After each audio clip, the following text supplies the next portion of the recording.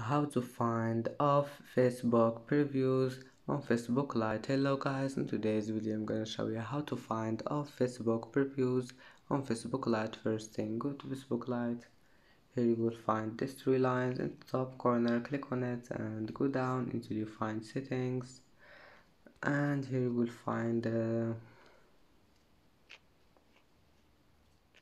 this one here, followers and public content. Click on it and go down until you find this one of Facebook previews, and as you see here you can manage it, you can turn it off or on, and it's easy of course.